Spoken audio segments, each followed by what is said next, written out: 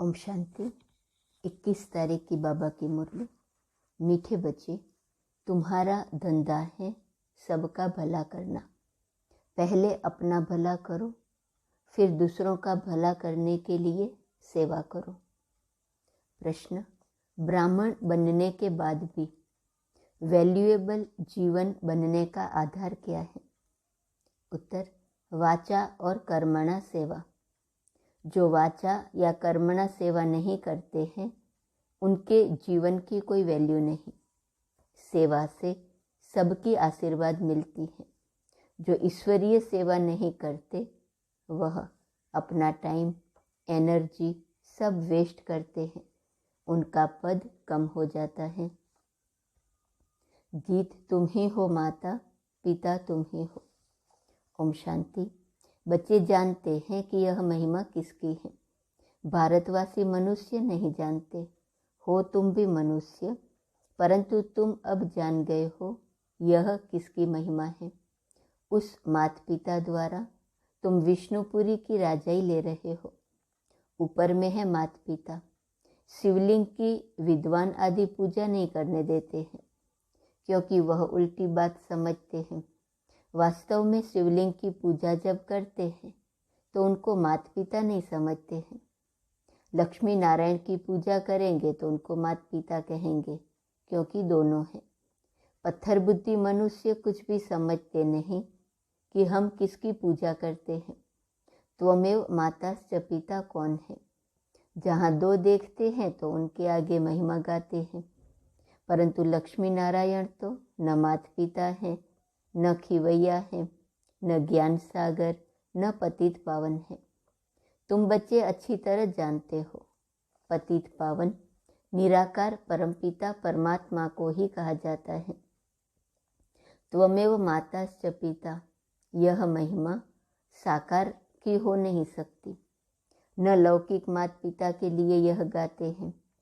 उस लौकिक माँ बाप से तो अल्पकाल का कागविष्टा के समान सुख मिलता है। द्वापर कलयुग में है दुख। अभी तुम बाप द्वारा समझदार बने हो।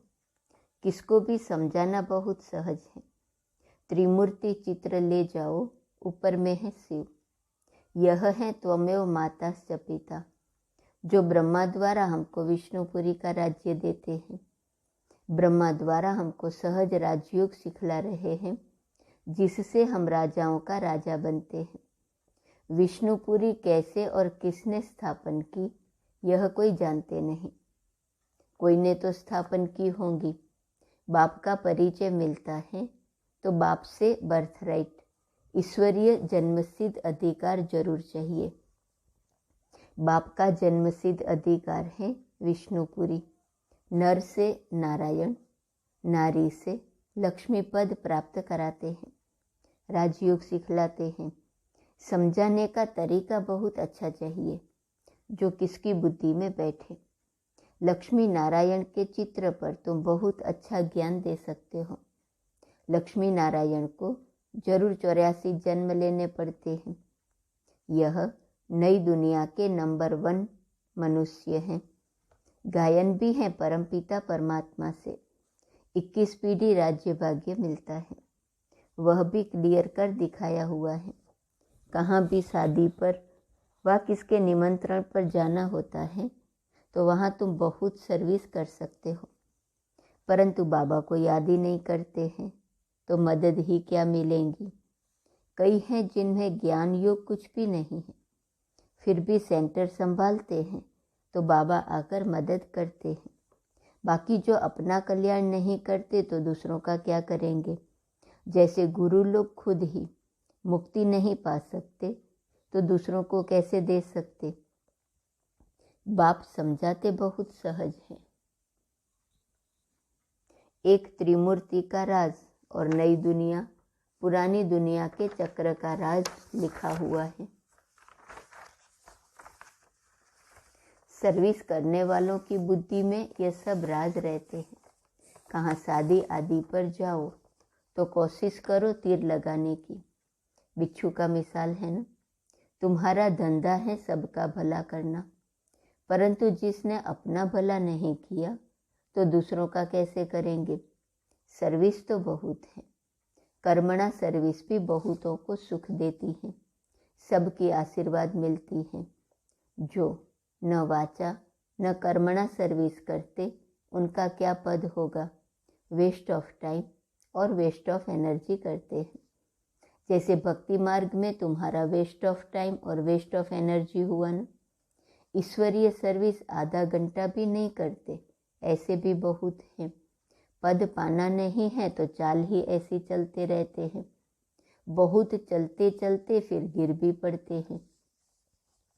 लिखते हैं बाबा हम गटर में गिर पड़े, चोट लग गई। उनको शर्म आनी चाहिए। कोई मल्ल युद्ध में हार जाते हैं तो उनका मुंह काला हो जाता है। पिछाड़ी में जब ट्रांसफ़र होने का समय आएगा तो तुम सबको साक्षात्कार होगा कि हमारा क्या पद है। फिर पछताने से क्या होगा। समझेंगे कल्प कल्प यही गति होगी। कहते हैं सल तुमको ईश्वर मत दे, परंतु यहाँ तो ईश्वर की मत पर भी नहीं चलते। जैसे कि प्रण किया है कि हम कभी श्रीमत पर नहीं चलेंगे, पढ़ते ही नहीं हैं। नहीं तो समझाना बहुत सहज है। छोटे बच्चे भी चित्र लेकर बैठ समझाए। यह प्रजापिता ब्रह्मा है, जरूर बीके को ज्ञान देते होंगे। यह वर्षा मिलता है 21 जन्मों के लिए। बच्चे इतना भी समझाएं तो भी कुर्बान जाए। नीचे लिखा हुआ है यह तुम्हारा ईश्वरीय जन्मसिद्ध अधिकार है। यह जगत पिता जगत अम्बा है। यही जगत अम्बा फिर लक्ष्मी बनती है। अभी परमात्मा आकर 21 जन्मों का राज्य भाग्य देते हैं। यह है ज्ञान मार्ग। फिर भक्ति मार्ग में दीपमाला पर लक्ष्मी से भीख मांगते हैं। बाबा कहते हैं तुम बच्चे कहाँ भी जाओ, जाकर समझाओ हम यह पढ़े हैं। हमारा फर्ज है घर घर में पैगाम देना। यह त्रिमूर्ति क्या है, आओ तो हम आपको समझाएं। बाबा ने इनको बैठ 84 जन्मों का राज समझाया हुआ है। जैसे ब्रह्मा का दिन और रात, वैसे विष्णु का भी दिन और रात। बहुत सहज है समझाना। कोई का भी कल्याण करना है, यही धंधा तुमको करना है। सबको रास्ता बताने का। बस 2 रोटी मिले वह भी बहुत है। मनुष्य का पेट जास्ती नहीं खाता। अगर सेंसिबल हैं तो थोड़े रुपये में भी काम चल सकता है। यहाँ तो कई ऐसे हैं जो थोड़ा ही ठीक न मिले तो भाग जाए, राजाई को भी ठोकर मार दे। बीच में बेघरी पाठ चला, यह भी परीक्षा हुई थी, बहुत चले गए। यह सब शिव बाबा का क्या राज था, वह भी गुड़ जाने, गुड़ की गोथरी जाने। कितने डर कर भाग गए। नहीं तो 2 रोटी खाने पर खर्चा बहुत कम लगता है। 2 रोटी खाना, प्रभु के गुण गाना, अर्थात बाप और वर्षे को याद करना। बाप को बहुत प्यार से याद करना है। बाप कहते हैं मैं सेकंड में तुमको जीवन मुक्ति का राज समझाता हूँ। कलयुग में है जीवन बंद। जरूर मुक्ति जीवन मुक्ति दूसरे जन्म में मिली होंगी। बाप ने संगम पर ही ज्ञान दिया है भी बरोबर सेकंड की बात। अच्छी तरह कोई सिर्फ समझाए। चित्र बहुत फाइन बने हुए हैं। त्रिमूर्ति तो कॉमन है, सिर्फ अर्थ नहीं समझते। यह भी समझते हैं ब्रह्मा द्वारा स्थापना, विष्णु द्वारा पालना, शंकर द्वारा विनाश, परंतु कब आकर यह कार्य करते हैं यह नहीं जानते। ब्रह्मा के बच्चे जरूर ब्रह्मा कुमार कुमारियां होंगे। जानते हैं बाप से हमको वर्षा मिलता है, परंतु फिर भी सर्विस नहीं करते तो समझते हैं इन पर ग्रहण है। श्रीमत पर चलने के लिए ना कर देते हैं। जैसे यहाँ कोई पढ़ने नहीं आए हैं, ऐसे तो पिछाड़ी में एकदम चले जाएंगे। बाबा तो बहुत युक्तियाँ बताते हैं। बाबा से पूछते हैं बाबा मैं शादी पर जाऊँ, फलानी जगह जाऊँ। अरे तुमको जहाँ तहाँ ये सर्विस ही जाकर करनी है। त्रिमूर्ति का चित्र लेकर इस पर ही समझाओ। त्रिमूर्ति मार्ग भी है, कोई भी अर्थ को नहीं जानते। यहाँ कई बच्चे हैं जो सेंटर पर आते रहते हैं, बाहर से कहते हैं हम पवित्र रहते हैं, परंतु अंदर गंद करते रहते हैं। शिव बाबा कहते हैं मैं अंतर्यामी हूँ। बहुत विकार में गिरते रहते हैं, कुछ बतलाते नहीं। उनको यह पता ही नहीं पड़ता कि कितनी सजा मिलेंगी। बाबा कहते हैं उनको बहुत सजा मिलेंगी। महसूस करेंगे बरोबर हमने छिपाया था, इतना झूठ बोला था, इसलिए यह सजा मिल रही है। बाबा कहते हैं समय आएगा सबको अपनी चलन का साक्षात्कार कराऊंगा कि कितने पाप झूठ किए हैं।